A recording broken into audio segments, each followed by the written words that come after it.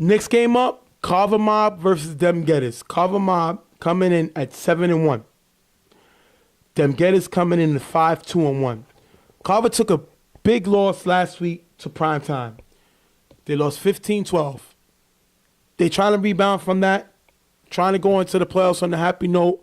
But Getters is there. Getters wanted to beat Carver. They never beat Carver in this league, and they really want an opportunity to beat this team. And I feel like the way they've been playing this season, sans Megatron, not being here, I think they have the opportunity to. They have enough playmakers to catch Carver Mob off guard, especially if you look at the details of this game. Carver Mob doesn't have their whole team here. Right, exactly. So I feel like at the end of the day, they have the opportunity to, make something happen against this Carver team. They kept the game close when they played against Primetime. So I feel like a short Carver team is a team that I think that they can compete against and maybe even come out with a win. Them Getters need Wok to show up. They don't got no Wok. They don't have no Megatron. They don't have no championship. That's the key. They need Wok. If not, they need another quarterback because this team struggles offensively, and if they don't get it together, they're going to have trouble. They tied with Violators last week. They got to get some wins on the board, getting prepared for the playoffs.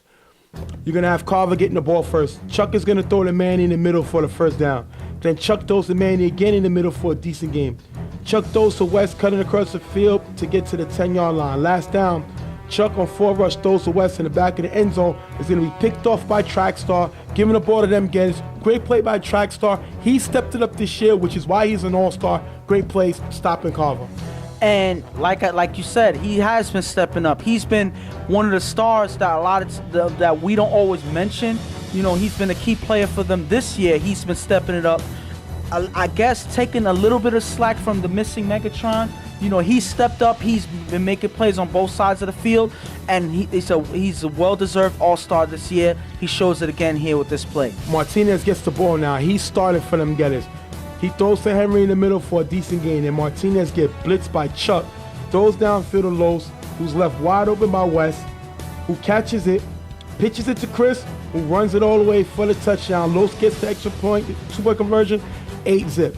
And all on one play. 1, Chuck is on defense. 2, Chuck blitzes in. For the first time in UFL history, you see Chuck on defense blitzing.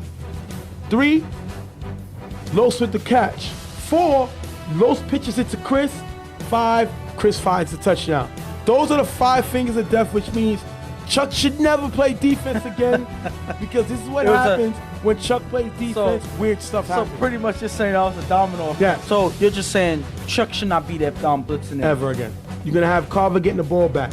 Chuck throws to Joe in the corner to pick up the first down. Then Chuck throws 2 passes to Avado for a nice gain. Chuck throws a happy feet cutting in the back of the end zone for the touchdown. Drew gets the 2-point conversion, 8-8 tie. Now, this is my thing.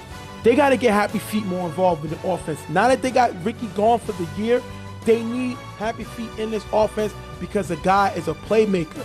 He dominated the BFL. The guy can bring that here. He's still got a little bit left in the tank.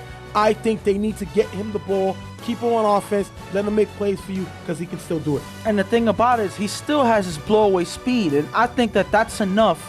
He, like you said, there's a lot of things about him that still makes him a playmaker. They can use that extra push on offense, and I think Happy Feet is a perfect match for them. Martinez is going to throw the ball short to Rubio for a nice gain, but they can't get closer. They're going to turn over the ball. Carver goes 3 and out, gives the ball back to Getters. Getters can't score before halftime. That's going to take us into the half, 8-8. Second half, Martinez throws a Trackstar on the sideline, who cuts in the middle and runs a nice game for the first down. Martinez throws to Tony in the middle for a decent game, but Getters get no further. They're going to have to punt. Remember, it's 8-8. Carver goes 3 and out, giving the ball back to Getters. Martinez throws to Chris in the gap. It's going to be tipped and picked off by Happy Feet, but Manny went off sides, which brings the ball back. Remember, it's only 8-8. Martinez throws to Henry in the middle. It's going to be dropped by Henry, and this time picked off by Joey. It seems like Getters are doing everything they can to give this game to Carver. Mistakes here hurts them. They give Joey with the great pick, giving it back. And that's unfortunate because at the end of the day, they didn't need this to happen. At the end of the day, the Getters were moving. the Getters had an opportunity to catch up to Carver in this game.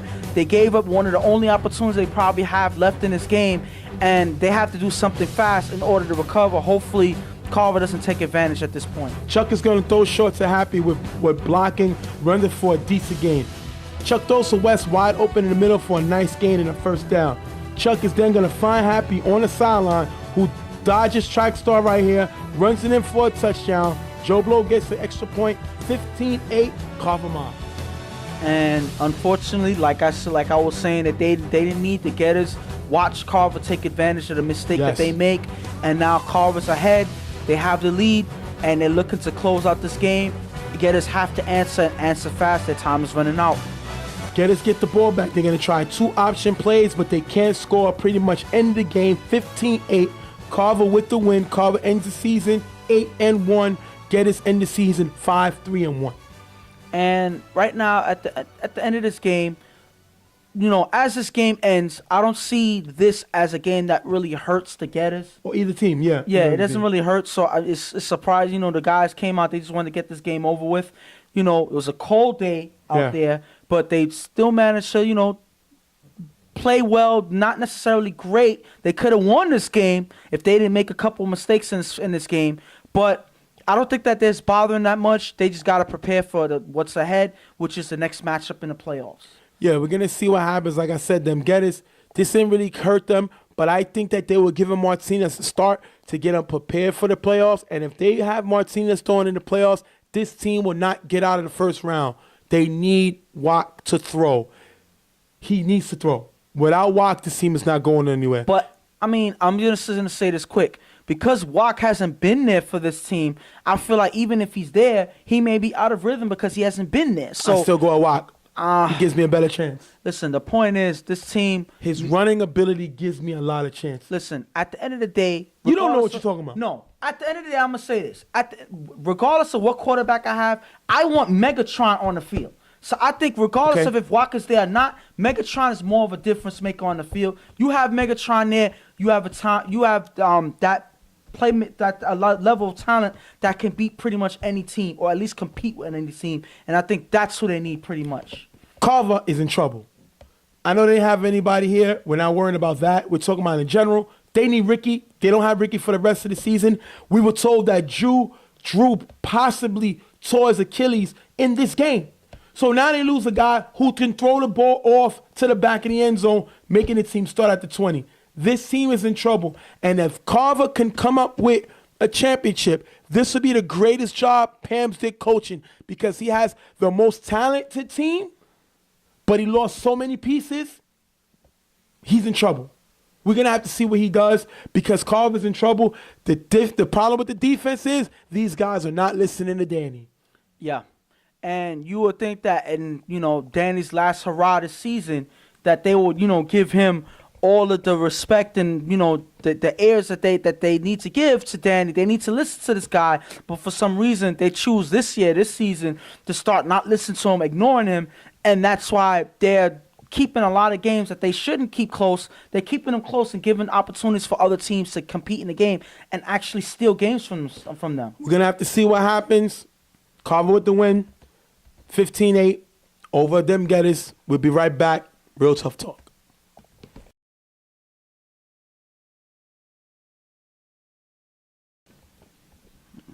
Next game up, Violators versus YMM. Violators are coming in 4-4-1, as YMM is coming in 8-1. Violators started off slow this season. They turned it around, led by the MVP candidate and comeback player of the year candidate, Macho, definitely having a great season. And also Ed stepped up this season for this team, who used to play Raw, definitely stepped up. Yomi played Yomi football, playing very well. Another all-star season for him. And Fred definitely turned it around in these last few games, definitely stepped it up to the Fred that we all know won the Offensive Player of the Year last year. Well, I'm going to say that Fred coming back from injury was big for the Violators, because I think without Fred, they would have really struggled with Yomi quarterbacking throughout the season. And Macho stepping up on offense was another big thing for the Violators. He gave each quarterback, when Yomi was quarterback and when Fred was quarterback, and Macho gave both of these guys a target out in the middle of the field, and that was what made all the difference this season. Without that, I don't think their season would have ended this way. And YMM is coming in 8-1, looking great. Definitely, Rico should be a candidate for coach/captain of the year. He put this squad together, and this has to be this is the best YMM team that's been in the UFL, even including their first team that they came in and got into the championship. This is the best team YMM has had in this league. Rico's having a good season. Jeremy's having a good season. They brought guys like Ice and Ty, who are both playing well. Mijo, the former giver from Carver, who plays with Carver but plays with YMM here, is having a good season. Nelson is having another caliber Nelson year. This team is playing very well. Definitely something to look at. And they beat both elite teams in the Eastern Conference, which is the U and IOD. Yes, and we can't forget that they also beat the Browns early in the season as well. And they beat Rep City. Yes, so that's 4 of the top teams in the East. They beat all of these teams. So you got to give them credit where credit is due. They came out, they did their job. They're playing strong defense and offense. They're doing whatever they have to, and the main thing is they're closing out the close games, and that is why they have the record that they have this season. So we're going to jump right into the game first with Violators getting the ball. Nelson throws a short pass here to Jeremy, but he's not able to move it after that, and they're going to have to punt. Fred gets the ball back. He gets blitzed by Mijo and runs for a nice gain. After getting the first down, Fred throws the flow for a short gain. That's going to take us a third down. Fred on 4 rush, rolls right, throws to the receiver on the sideline, but it's picked off by Ty, giving the ball back to YMM. Ty's having a great season. Definitely a great YMM pickup. This guy is really good. And Ty has been a playmaker this season. He's been a surprise for their team. A lot of their guys came out of nowhere. You can't necessarily tell how they're going to play, but Ty right out the gate played at a high level, and he's making plays for his team. That's one of the big contributors to this team this year. Nelson on 4 rush is going to run for a big gain, but they're not able to move the ball any more than that. They end up turning the ball over on downs. Fred gets the ball back, and on the first down, it throws deep to a wide open Ed for a big gain in the first down. Like I said before, Ed is playing great this year. He made the all-star team. This guy's a real good receiver. Fred then throws a pass to Ed in the middle and is just going to get past Jeremy to the 15-yard line. Fred having the courage to attack Jeremy. Jeremy's one of the best bait defenders in the game, and Fred is able to make a play here. Third down, getting near the 10-yard line. Fred gets pressured from Caesar and the YMM's Fred, and Fred throws it up in the end zone. It's picked off by Ice. Touchback, turnover. YMM's secondary is dangerous. They get their second interception. And the thing is, the pressure from the blitz or the 2 guys rushing in is kind of what affected Fred's throw, and it gives Ice a chance to make a play on it. That's great defense all around from both sides, from the front and the back end. That's just great defense for YMM. Nelson is not going to be able to score for this YMM offense. That's going to take us into the half 0-0. Now, a lot of wind, terrible conditions, didn't expect a lot of scoring, but 0-0, I would never believe going into the half. Well, the weather was a big factor for both sides because it affects the way the ball's going. It was very windy. It's very cold. It's a lot of things that slows down the game. Everybody's running slower in the cold, and it's affecting the scores in the game. You see both teams are struggling 0-0. Second half, Violators is going to get stopped short of the end zone. They're going to end up turning the ball over on downs. YMM can't get the first down, and that's going to be a turnover on downs. This takes us all the way to overtime. Nothing happens in the second half. Takes us into overtime. YMM gets the ball first. Nelson's going to throw short to Jeremy for a few yards. Then you're going to see Nelson throw here to Ice for a few yards. But on last down, Nelson's going to get rushed by Fred and Dubs is going to end up getting the sack, turning the ball over on downs. You got Fred out there trying to make plays for Violators. Dubs definitely making plays. Great play by this defense, turning the ball over. Well, on a day like this, everybody got to step up and make something happen. You see Fred on one side, you see Caesar playing ball giver on YMM's side. On the other side, you see Fred playing ball giver and rushing in the quarterback. You got to do that in this type of situation. Fred is effective with Dubs rushing in, and it leads to the turnover. First, after the first down, after Violators already got a holding flag, Fred is going to get time, and he's going to toss it up to his receiver. The pass is going to be dropped, and you can see Jeremy here with a great hit. Definitely Good hit by Jeremy, but YMM gets flagged for cursing. That's going to move the ball up. Freddy's going to attempt to throw the ball to Yomi. It's going to be knocked away, taking us into sudden death. Violators are not going to be able to get into the end zone. YMM get the ball back. Nelson finds Fred in the end zone, but it's going to be incomplete pass. Ending the game 0-0. Wow. Would have never believed that this is the second tie Violators got this season, and they're going to finish the season 4-2. Well, in all honesty, I'm pretty sure they would have liked this win going into the playoffs.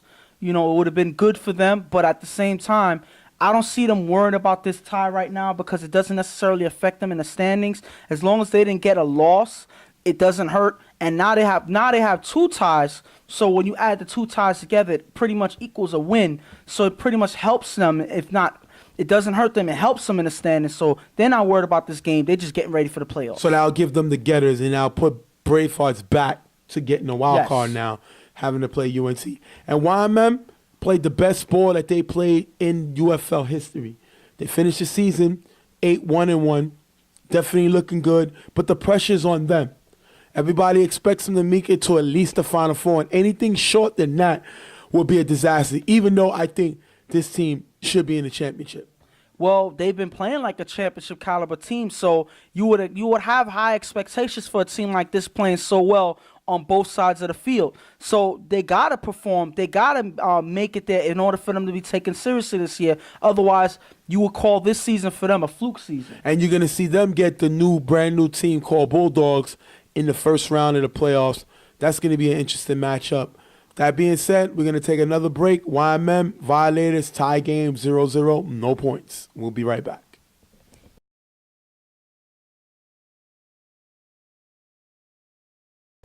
Next game up, Riot Squad versus Bravehearts. Riot Squad is coming in 5-4. Bravehearts coming in 4-5. But that's not the big thing about this game. The big thing about this game is Smoke from Riot Squad. The ball giver, Mr. Ball Giver, I like to call him, comes in with a season high 13 sacks. The record of the UFL by the former Defensive Player of the Year, Milo, was 14 sacks. And the question that everybody wanted to know is, would Smoke break the record? And I'd say with the Bravehearts, I don't know if I'm not going to say that he can't because I don't see anybody on the Bravehearts keeping Smoke from getting inside and pressuring the quarterback. So it's either way. In my opinion, it's all up to Smoke. And if he's focused enough to get the sacks that he needs to break that record. But I don't think he's necessarily fighting just for the record. He's going to fight for his team because each game is going to be important to him. And so he's going to come out and it's going to be like a regular 9-to-5 to him. Well, I know a lot of people say I'm the villain of this show. A lot of people don't like me. It doesn't matter to me. But I'm going to give credit where credit is due. The ball giver position is one of the most important positions in the game. That position can dictate a win or a loss. We got a lot of guys in this league that takes that position very, very personal, and they give it everything they got, and they impact games. Milo from Generals, definitely high impact, high intensity player at that position. Happy Feet from Carver helped Carver win a championship with his ball-giving position. You have Heck from Bravehearts, another guy who plays a high level of ball giver. You have Sean from Violators, who's hurt this year, another top-notch ball giver. And you have Smoke, definitely another very great top-notch ball giver. If you have that position covered, you can pretty much dictate a game. Smoke has an opportunity to cement himself and solidify his greatness in the UFL history by breaking this record. So you can't tell me that it's all about the game. He has to want that record, especially when he's 2 sacks away from getting it. Well, we're going to jump right into the game. Braveheart's getting the ball. Braveheart's going to run the ball on first down. Next play, you're going to have Casey. He's going to get pressure with the blitz. The pass is going to be incomplete, forcing them to punt. Rudy's going to get the ball. Rudy's going to find Speedy on second down, starting out the drive. Then Rudy and JP are not going to be on the same page. It's going to be an incomplete pass, forcing them to punt. And this is the problem that Rudy had this season. He hasn't been accurate, but JP should have caught this pass. He doesn't forcing them to have to punt. Bravehearts get the ball, but they're going to go 3 and out with a punt, giving the ball back to Riot. Next series, Bravehearts is going to send a blitz. Herman right here with a great pickup, and Rudy's going to find Casey for the first down. Great pickup by Herman on the blitz. Definitely doesn't get enough credit for his blocking. Great play there. Rudy's going to call quarterback keeper, and you're going to see Chris here smells it out, steps up, and stops to run. Rudy is dangerous on the run. They call a lot of bootlegs and running plays with the quarterback. Great play by Chris. 3rd and goal. Bravehearts blitz this time, and Rudy's going to get all the way to the 1 yard line with the run. Like I said, Rudy's dangerous on his feet. Got to keep him in the pocket. They don't here. Gets to the 1 yard line. 4th down. Rudy's going to roll to the right. And my problem with this is he's a dangerous quarterback, but when he rolls out, he cuts this side of the field off. So now he has to stay on that right-hand side. As he throws to Pig, it's going to be incomplete, turnover, and he had Pig open. Pig was wide open. His accuracy has struggled this year. He throws it incomplete, and they get stopped at the 1 yard line, giving it back to Bravehearts. Well, I would say this. Rudy's not one of the best quarterbacks in terms of accuracy while he's rolling out. So at the end of the day, when the defense sees him rolling out, they don't have to worry too much because he doesn't always make those throws on the rollout. Rudy has to pick it up regardless. If that's not your forte, you got to make those throws when your receiver's open. Unfortunately, they turn it over here. Smoke finally gets here. That's why we haven't talked about him earlier. He got here late, but he's here now. Remember, he's coming in with 13 sacks, attempting to break the record. Next play, you're going to have Casey with the ball, and Smoke is just going to miss the sack here. There's going to be a short pass by Casey. This is what makes Smoke great, and it goes him a 3 and out. Smoke's defense and pressure forces Casey to throw to the check down on this play, forcing him to punt. Great play by Smoke, showing his impact by just getting there and still making the play. And that's the main thing. The point is, even if you don't get the sack, as long as you put in the pressure, it can cause the defense to make a play, or it may cause an incomplete pass. So pretty much, even though the sack wasn't made, Smoke did his job right out the gate when he came on the field, and that led to a turnover for the Bravehearts. 2nd down, you're going to have Rudy here with the run, and if you see, he's going to beat Heck and run for a nice gain. Heck is a top giver in this league. Rudy's able to outrun him. That shows the speed of Rudy. After getting the 1st down, Rudy has a one-on-one with Smites and Boo Boo, and he's going to miss the throw, forcing them to punt. We know he's dangerous with his legs, but until he gets more accurate on the pass, he's not going to be a complete quarterback. If you look here, he has a mismatch with Smites over Boo Boo, and he makes a bad throw, incomplete pass, forcing Riot to punt. And accuracy is going to be something we're going to talk about throughout this game, because it seems like a recurring theme for Rudy. Like, Rudy's struggling with that. He has to get it together in order to become a complete quarterback. Accuracy is the main thing that he needs to work on. Otherwise, they're going to struggle going through the playoffs. Casey's going to get the ball back. He's going to throw a quick pass to the sideline for a quick gain. This is 2nd down. And if you look right here, Casey has a man open over the middle, but he can't see him because of Smoke's height and his range.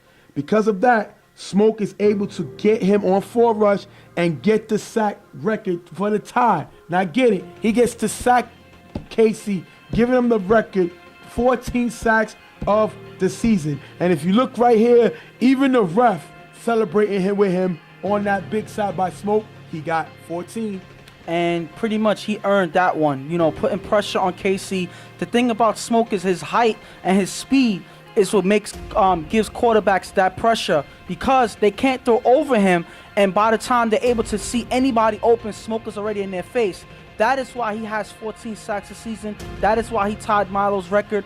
He's effective with his speed and his height, and that's what's been giving quarterbacks trouble all season. What do you think about the dance with the referee? I like the celebration. He's doing like a little bit of the robot, it looked like. What do you think? Listen, I think that whoever that referee is, I don't know who that referee is, you know, because I wasn't on that field. Right. So I think he should just stick to his day job and make proper calls and not dance, because nobody pays him to dance. But I understand the celebration. Smoke deserves it. That's a hard-fought 14 sacks a season, and congratulations to him. I think that's a great dance. Listen, it's all about fun here. It was a timeout on the play. Why not celebrate it? I just think you should pick a better dance. Rudy's going to get the ball back, and he's going to find Ouija in the middle, but Ouija's going to drop the pass, taking us into halftime. Ouija got to make these catches. They're going to need him in the playoffs to come up big on plays. He doesn't hit with the drop. That's going to take us into the halftime. Second half, Riot with the ball, and they're going to run on 2 plays here because of Ralph and because of Rudy. This Riot Squad team is one of the best running teams in the league. They show it here with 2 straight runs. On third down, you're going to have Rudy with a great run, taking them past the first down, getting them all the way in the red zone. Great run by Rudy. And this is something about Rudy that makes it hard for him, hard for defenses to keep up with him on quarterback, because he could take off at any given moment. He can throw down the field. When he's accurate, he's dangerous. And at any given time, he can run past almost any ball giver. So that's trouble for a lot of defenses, and it causes confusion out there. Rudy is dangerous, especially on his feet, probably one of the best in the league. Second down and goal. You're going to have Rudy who's going to find Pig, but Pig is going to drop the ball in the end zone. What I like about this is the very next play, Rudy's going to come to Pig on the left-hand side of the end zone and come with the touchdown. Pig just dropped the ball, and that shows confidence in Rudy for Pig that he comes back to Pig for the touchdown. With Ouija getting the extra point, that's going to put Riot up 7-0. And that was all, you got to give credit to that run, because it got them into good field position for them to make that pass for the touchdown. That is the way you drive down the field. Because with that run, it opens up the field. The defenses have to respect the run, and now you can throw passes down, check down passes, open up the field for your receivers. That's a good way to run an offense, and that led to their first score of this game. Bravehearts get the ball back on first down. KC is going to find Chris. Second down, he's going to throw a pass to the receiver. It's going to be dropped. Third down, he comes back to the receiver, and it's going to be dropped again, forcing Bravehearts to punt. You got to help your quarterback out. You're losing 7-0. He's going up against one of the best pass rushers in the game, and when he goes for a check down or throws a short pass over the middle, you got to help him out. They don't here, forcing him to punt. Second down, Riot Squad get the ball. Heck is going to come in on 4. And if you see here, Steve, a good linebacker, definitely a physical guy, comes at Rudy. He has a shot at Rudy, but because of Rudy's speed, he hesitates to try to see where Rudy's going. But this gives Rudy's time to find his receiver. He's going to find him for extra yards. Great play by Rudy. This shows on this one play how dangerous he can be. And that's him in a nutshell. When he's effective on the pass, that's another way that you have to worry about him on defense, because he can throw downfield. He can chop up the field. He can run. At any given moment, he can hurt you at any given part of the field. So that's another problem that the Bravehearts have to worry about. Rudy's going to try to make a pass to Ouija, but Ouija was not looking back, and the ball is going to be intercepted by Boo Boo. Great return.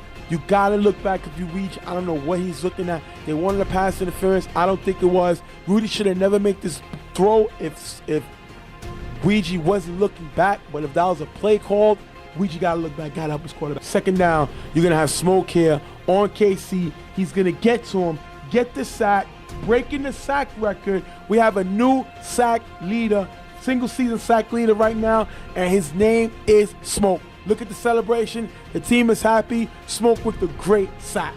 And he's earned it this season with that last sack, putting pressure on KC, doing what he does all season long. I haven't seen not too many guys being able to stop him. For some reason, the Bravehearts don't have nobody, nobody trying to stop him from getting a sack, or they don't have nobody that can stop him from getting to KC. That's trouble for the Bravehearts, but congratulations to Smoke. Right now, he is the best ball giver in terms of statistics this season. Congratulations to him. Definitely great season by Smoke. Definitely something that Riot can hang their hat on going into the playoffs, that if you give this guy 4 seconds, he's coming with the thunder. Great guy, great personality, plays with energy. Congratulations on behalf on us to Smoke. Congratulations taking that record. Now back to the game. Remember, 7-0. Fourth down with pressure. Casey can't get the ball to Dre, and it's going to be incomplete. Turning over the ball on downs, giving it back to Riot Squad. Riot goes 3 and out, giving the ball back to Bravehearts. Remember, Bravehearts are only down 7-0. Casey finds Chris to pick up the first down. Then you're going to see Casey finally finding Macho, moving the ball, trying to score. Casey looking to Steve, but it's going to get picked off by Burrell, ending the game. Great play by this Riot Squad defense. Casey with a bad throw, ending the game 7-0 Riot. Well, if you're KC, you've been pressured all game. Nothing's been working for him. Guys have been dropping passes when Casey gets them the ball. Nothing was working, so now Casey's trying to make something happen. It doesn't work out for him. Another interception for this game, and Riot Squad comes out with the win, and that's all because of the pressure that Smoke provided in this game on KC. You got to give Smoke the game ball, and pretty much you got to nominate him as an MVP candidate. You got to, because without his play, their defense is not nearly as effective. So he has to be on that nomination list. Smoke deserves it this year. He's been playing hard, and he's been the centerpiece of the Riot Squad defense. I'm here with Smoke, giver of Riot Squad. We out here freezing. This man just broke the UFL single-season sack record at 15. Breaking the former Defensive Player of the Year, Milo's sack record. How does it feel, bro? Feels great. It's a hard position to play. Not many people take pride in playing it, so I'm honored that I got to break it. Had an opportunity to do it, and I did it. And you do it with a win. That's just feeling even better. That makes it even better. You're absolutely right, doing it with a win. You have Milo congratulate you. He came over, he shook your hand, gave you a hug. What was that like, having a guy who record you broke, recognizing greatness? Well, he recognized greatness, and I recognize greatness back. It's like I said, that position is not an easy position to play, and you got to keep the intensity to play it, and we both do that. So that's just the way I play. What does that say about your defense when you're able to get 15 sacks in a season? Defense means a lot. If they don't hold their guys down for 4 seconds, I don't get those sacks. So I'm waiting for my defense to make that play for me so I can have the opportunity to make the sack. What do you think this does for your team going into the playoffs, coming into next week's game, playoff time? What it does is sets our momentum up. We know that they know if they do their job, I'm going to give my 110% to get the sack for them. So as long as we play as a unit, we stay as one, anything is possible. All right, let me see to you, Pig, real quick. How did it feel seeing your man, seeing Smoke break Milo's record for sack? I loved it. Like I did it myself, I love it. It's my boy right here. Team effort. And he didn't play the whole season. What does that say about your team now, coming in? Y'all one of the top team in sacks as a team. What does that say about your team? Momentum. We cover great. We probably ain't got the most picks, but the quarterback don't want to throw the ball, so. What can we expect from your team coming playoff time? Effort. I don't care who we play, effort. Got to bring the effort. Effort. Okay, we're going to thank their team for being here. We're going to interview Milo real quick. Milo, you took that record a few years back. How does it feel? How did it feel watching them break it? You got to tell me there's a little bit of you didn't want them to break your record. Nah, of course not. Definitely, man. I didn't want him to break it, man. Congratulations to him, man. Once again, man. But it's like he said, it's a hard position to play. You understand? A lot of people say, oh, hiker, oh, that's a whack position. But we control the quarterback, you understand, if we put pressure on him. But congratulations again. I just want to say one thing, okay? I did it in 8 games. He did it in 10 games. So it's a big difference, but congratulations, man. You also brought home Defensive Player of the Year, the year that you won it. So you think it feels good a little bit? Not, you know what I mean? He has to win that also in order for him to really dominate that position? Definitely, because that's, I mean, you don't just give Defensive Player of the Year to anybody. That's earned. You understand what I'm saying? And if he gets it, he gets it. But it's not easy, man. It's not easy. Y'all also battling right now for Giver of the Year. So y'all kind of the 2 top guys for that position. Y'all battling for that. How do you feel going up against him against that? Hey, may the best man win. That's all I can say. All right, we're going to wrap this interview up. We have Milo and Smoke, 2 of the top sack getters in the league. We'll see y'all later on the site. He helped them end the season 6-4. They played great this year. I got to give this team credit. I was one to bash them and get on them about certain play, but my hats off to them. They played great this season. If this team could come around offensively and get Rudy a downfield threat, have Rudy be a little more accurate, this team is dangerous. They can beat anybody because their defense plays great. When you got guys in the defensive backfield, in the secondary, like Kobe, like London, definitely playmakers right there, those 2. Pig over the middle, playing defense. Then you put Smoke with icing on the cake. This team can win versus anybody.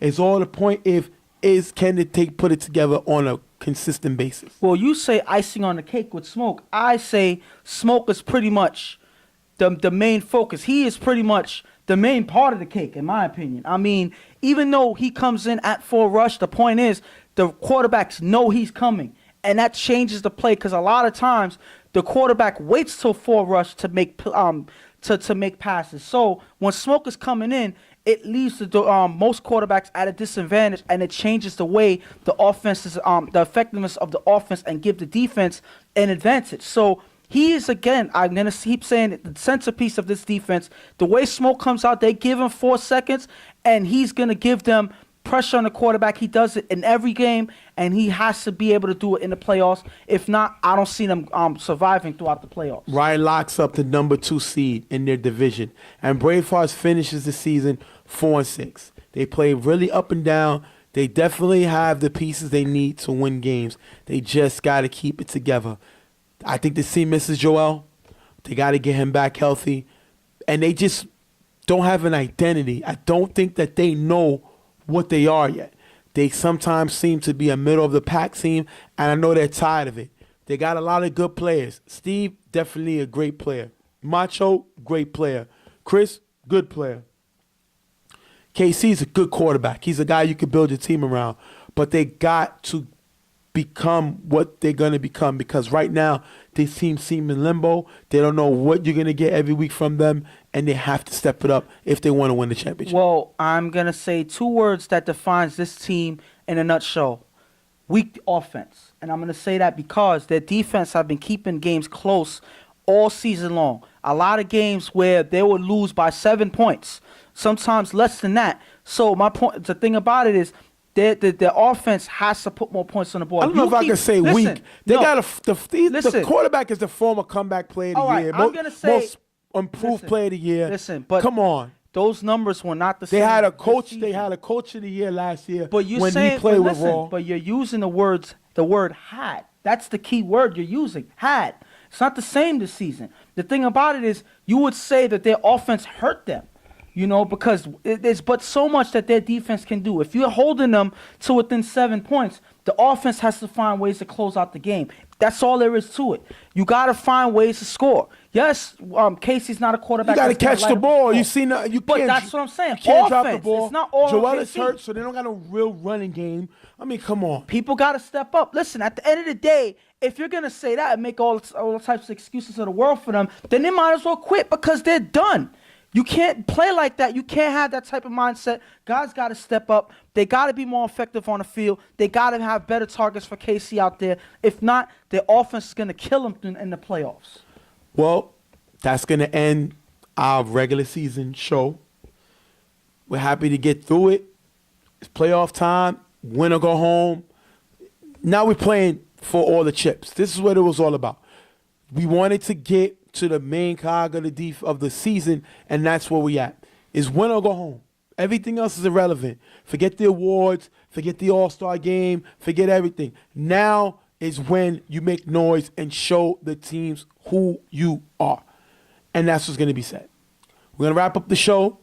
If you look after, it'll be on video. The matchups, the All-Star preview video should be up next week. And the West should go up first, just to let y'all know, and the East will be up the following week. But we're gonna definitely try to get you the matchups out. We're working on that now, so you'll get to see who the matchups, who we think are the keys of the game, and take it from there, guys. So we hope y'all enjoyed the regular season.